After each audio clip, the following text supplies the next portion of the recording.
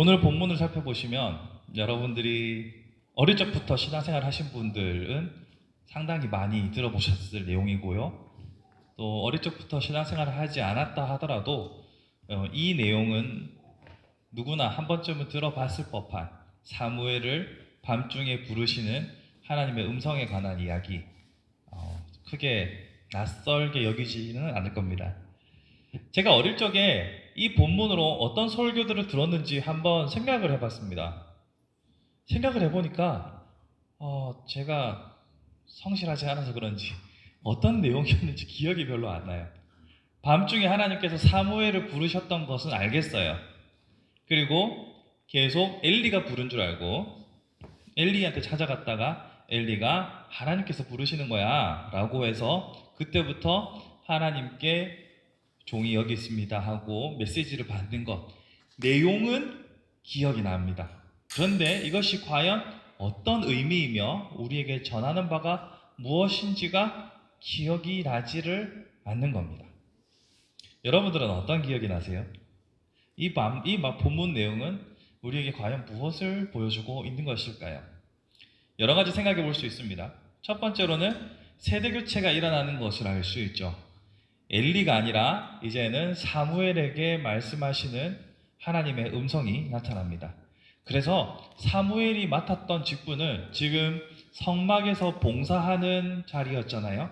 그러니까 제사장의 역할을 감당해야 되는데 오늘 본문 후반부를 보시면 이제 온 이스라엘이 사무엘을 선지자로 인정하게 됩니다. 그러니까 세대 교체가 일어나는 중요한 장면이라고 할 수 있습니다. 또 한 가지 생각해 보시면 생각보다 오늘 이 사무엘상 3장은 살벌한 이야기가 담겨 있어요. 그것은 바로 엘리 가문에 하나님의 심판이 임할 것이다라는 두려운 말씀이 포함되어 있습니다. 물론 2장에서도 엘리를 향하여서 하나님이 경고하세요. 그럼에도 불구하고 아무런 대책이 없다 보니 3장에서 본격적으로 사무엘을 통하여 심판을 말씀하고 있습니다. 그러니 3장의 내용은 생각보다 매우 무겁습니다.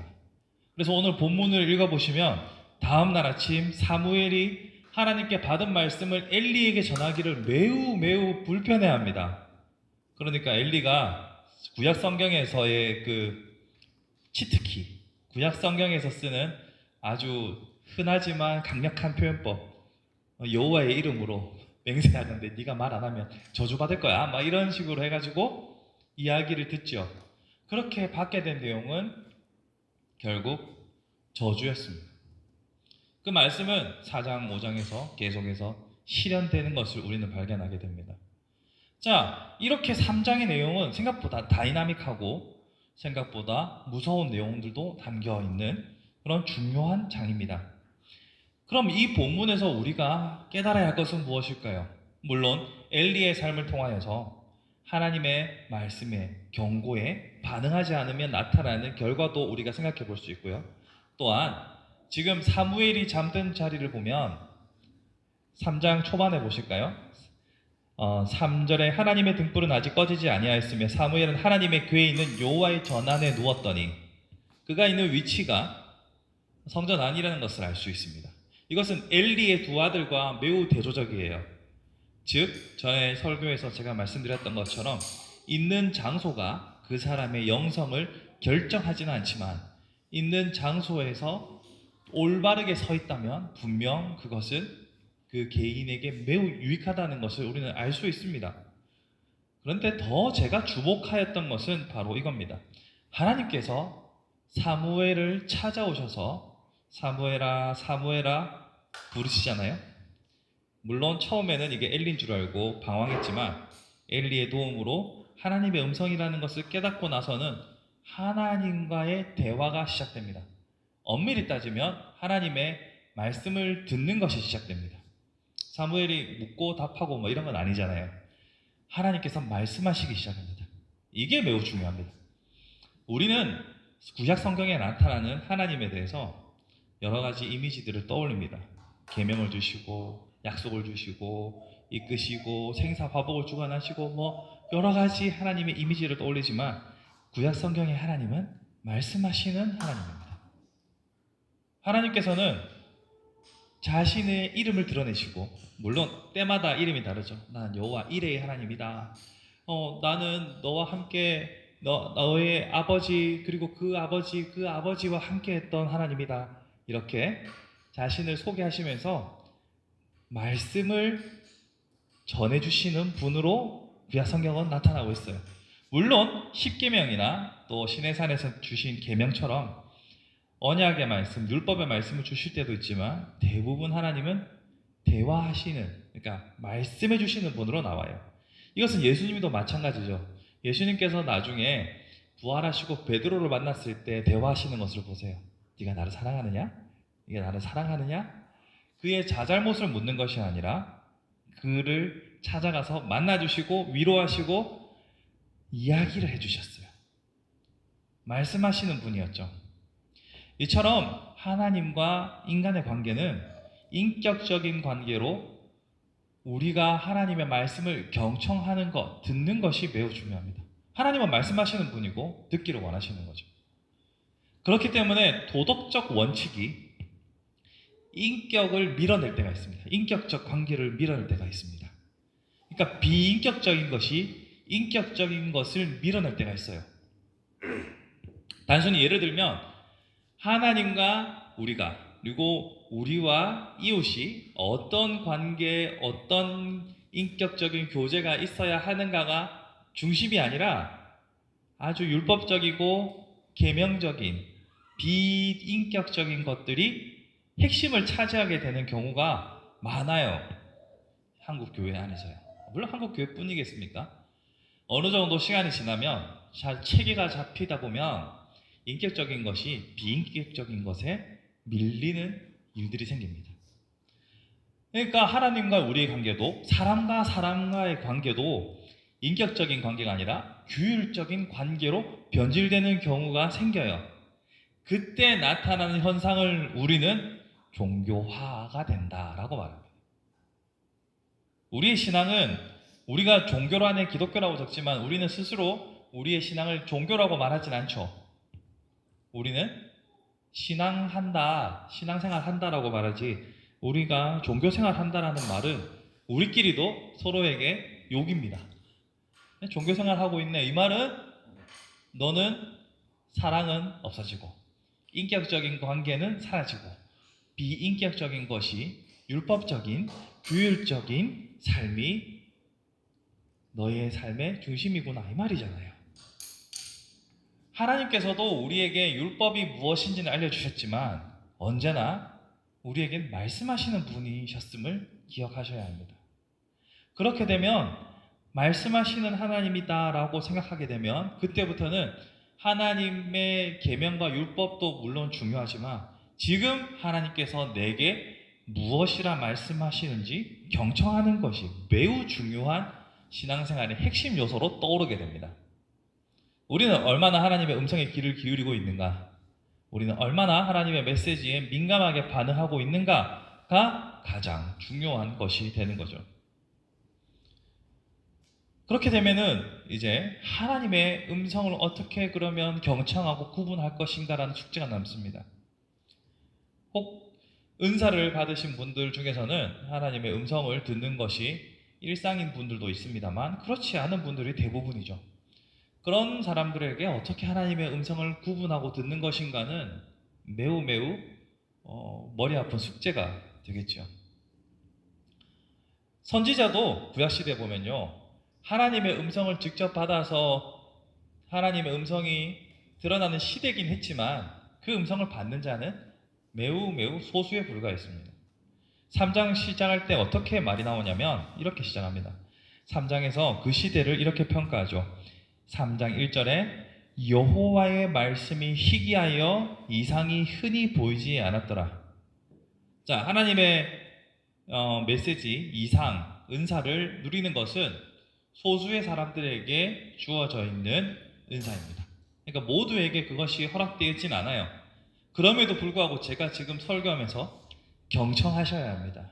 말씀하시는 하나님의 음성에 귀를 기울여야 합니다. 라고 하면 머리가 아파요. 우짜하면 좋노? 이렇게 되는 거죠.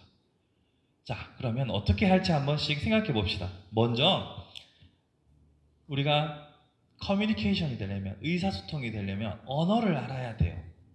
그러니까 내가 아무리 좋은 마음으로 저 사람의 말을 들어야지 하는데 스페인어로 막 말을 하고 있으면 몰라요. 여러분 스페인 할 줄 아세요? 아니 포르투갈어 할 줄 아세요?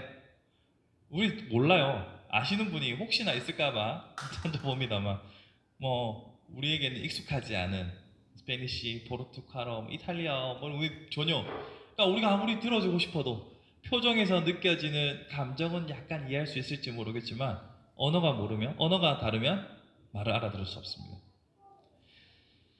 그렇기 때문에 우리는 언어를 알아야 합니다. 다행히 하나님께서 우리에게 영어로 계시하진 않으세요. 하나님께서 번역된 성경을 주셨고, 예. 그래서 언어를 알아야 합니다. 근데 여기서 언어를 안다는 것의 의미는 단순히 몇 개 국어를 한다는 의미가 아닙니다. 언어를 안다는 것은 그 반복되는 패턴들을 이해한다는 것도 같이 포함돼요. 자, 같은 언어를 쓰지만 지역이 다르면 같은 말을 하는 것 같지만 서로 못 알아들을 때가 있습니다. 자, 고스톱을 친다고 치면 같은 말을 쓰지만 동네가 다르면 룰이 달라서 그리고 각 용어가 달라서 당구 칠 때도 그렇고 서로 말이 통하지 않죠. 이것은 뭐 내가 지금 당구장 와서 바벨탑을 쌓았나 내가 왜 이렇게 말이 안 통하지 이럴 때가 있어요. 그리고 가까이 지내는 사람도 자기가 살아오면서 집에서 쓰던 언어라든지 자기가 평소에 쓰는 단어와 내가 쓰는 단어는 서로 의미가 다를 때도 있어요. 그러니까 상대방이 무슨 말을 하면 저게 뭐다라고 대충 익숙해지고 알아야만 알아들을 수 있습니다. 저희 처의 외할머니께서 딸꾹질을 깔뚝질이라고 하시는데 저 맨 처음에 못 알아들었죠. 뭔지 깔뚝질이 뭐죠? 이렇게 지금은 알아듣죠. 예, 그분 한국 분이세요. 예, 외국 사람 아니에요. 그러니까 언어라는 것은 언어 자체를 아는 것도 중요하지만 주로 사용하는 표현 양식, 습관 이런 것들도 잘 알아야 이해가 잘 되는 거예요. 또 뉘앙스라는 게 있잖아요.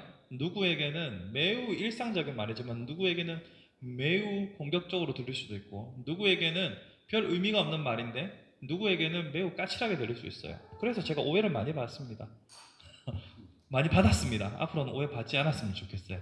저는 그냥 별 생각 없이 아무런 감정 없이 그래 이렇게 했는데 차갑다 냉정하다 저 사람 진짜 정이 없다 뭐 이런 얘기도 많이 들었어요. 많이 회개하고 있습니다. 앞으로 더 나아질 거고요. 뭐 웃자고 하나 일화를 드리면 제가 대학 시절에 2번은 안 권했어요. 뭐 야 좀 먹고 가 이렇게 해도 안 먹는다면 알았어 이렇게 하고 2번을 안 권했던 건 제가 그 사람을 배려했기 때문에요. 귀찮게 하지 않으려고. 그런데 정없다 소리를 들었죠. 근데 저를 나중에 알게 된 친구들은 제가 그렇게 사가지가 없거나 냉정하지 않다는 거 알아요. 처음에는 많이 오해했죠.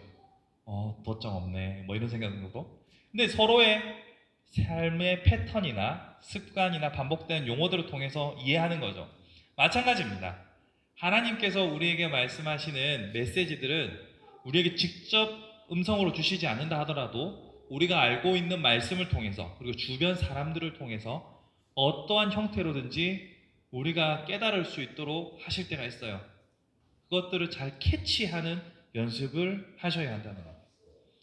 이것의 가장 걸림돌은 뭘까? 제가 곰곰이 생각을 해봤거든요. 하나님의 음성을 막는 가장 큰 걸림돌은 사탄이 아닙니다. 나입니다, 나.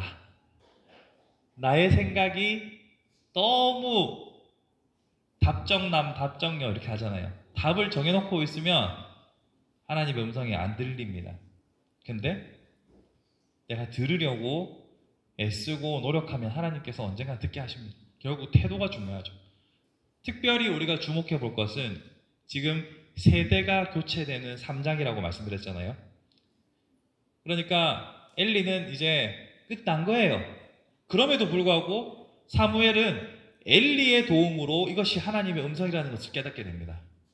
세 번째 찾아갔을 때 엘리가 그래도 짬밥이 있다 보니까 야 그거 하나님의 음성이야 라고 구분 지어주잖아요.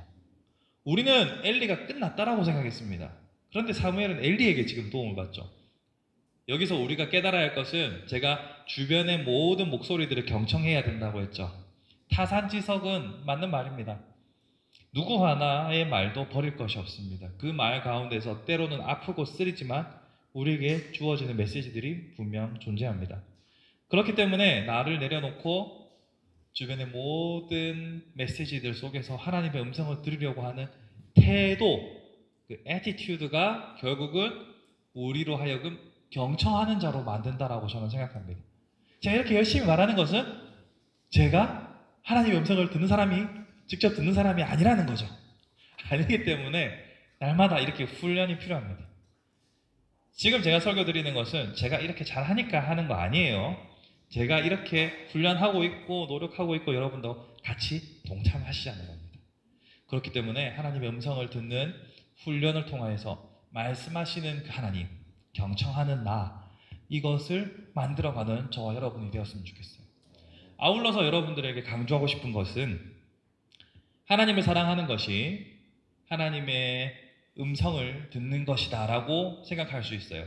그러니까 사무엘이 하나님을 사랑하고 섬기고 하나님은 말씀하시고 사무엘은 듣는 이 관계가 매우 정상적이고 사랑의 관계라면 이 사랑에 대해서 생각해 볼 필요가 있어요. 잘 들어주는 것이 경청하는 것이 사랑이다 라고 먼저 정의를 내린다면 이웃사랑에 대한 개념도 우리는 바뀌어야 돼요. 이웃사랑이 단순히 내가 뭐 섬기고 뭐 퍼주고 도와주고 뭐 이거 물론 필요합니다. 그런데 진짜 사랑이라면 하나님께서 이렇게 말씀하잖아요. 하나님을 사랑하고 또한 내 이웃을 내 몸과 같이 사랑하라고 했죠. 하나님을 사랑하는 방식이 하나님의 말씀을 경청하는 것이라면 이웃을 사랑하는 것도 또한 이웃의 말을 경청하는 것이라고 볼 수 있습니다. 여러분들은 얼마나 들어주는 분인가요? 물론 제가 아는 여러분들은 너무너무 잘 들어주시는 프로 청취자이십니다. 제가 아는 우리 바른교회 성도님들은 참 잘 들어주시는 분이라고 생각해요. 그런 의미에서 여러분들에게 이것은 제가 뭐 입을 댈 것이 없습니다. 혹시 방송으로 보고 계시는 여러분들에게 감히 권면하자면 여러분들도 친히 들어주시는 분들이 되었으면 좋겠습니다. 들어주는 거 쉽지 않습니다. 아, 또 저 소리 한다라는 말이 마음에서 요동을 치고요. 뭐 말 같지도 않은 소리를 하고 있어. 이런 생각이 들 수도 있어요. 이거 지겨울 수도 있죠.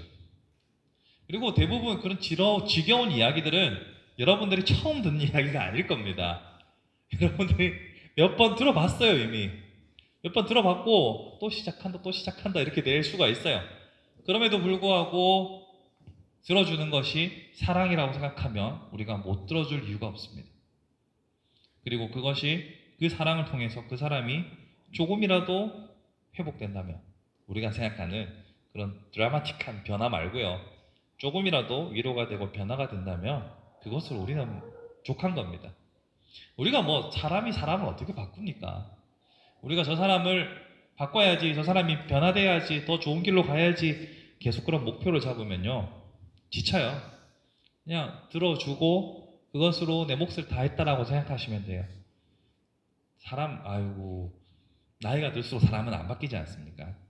그러니까 헛된 욕심은 버리고 그저 사랑하는 마음으로 들어주는 것, 하나님을 사랑하는 것이 하나님의 음성에 귀를 기울이는 것이라면 이웃을 사랑하는 것 또한 사랑이다라고 생각할 수 있으면 좋겠습니다. 그러면 우리는 하나님의 음성을 경청함으로 그분을 닮아갈 것이요, 이웃의 목소리를 들어줌으로 사랑도 실천하게 될 것이요, 가재치고 도랑치고 가재 잡고 1타2피가 우리의 삶에서, 신앙생활은 그렇게 1타2피라고 말하면 웃기지만 선순환이 일어나는 이 반복이 계속되는 것이 좋은 신앙생활이지 않을까 생각해 봅니다. 말씀을 정리해 보겠습니다. 지금 엘리의 시대에서 사무엘의 시대로 전환되는 중요한 순간입니다. 이 순간에 하나님께서는 말씀하시는 하나님이심을 드러내셨고 사무엘은 친히 그 말씀 앞에 귀를 기울였습니다. 또 한 가지 빼먹은 게 있네요. 사무엘이 하나님의 말씀을 경청하자 나타났던 변화가 뭔지 아십니까? 3장 오늘 본문 후반부에 보시면 19절 말씀에 사무엘이 자라매 여호와께서 그와 함께 계셔서 그의 말이 하나도 땅에 떨어지지 않게 하시니, 사무엘이 하나님의 음성을 경청하자 하나님께서는 사무엘과 함께 하셨고 열심히 들었을 뿐인 사무엘이 하는 말이 땅에 떨어지지 않았습니다. 그 말은 하나님의 음성을 듣고 말하는 그의 말은 곧 하나님의 말씀이 된 것이죠. 그러므로 이 역사의 전환점에서 하나님의 음성을 경청하는 우리가, 저와 여러분들이 되었으면 합니다. 그리고 하나님의 음성을 경청하는 방식으로 하나님을 사랑할 뿐만 아니라 이웃의 목소리를 경청함으로 이웃 사랑을 실천할 수 있는 저와 여러분이 되기를 바라봅니다.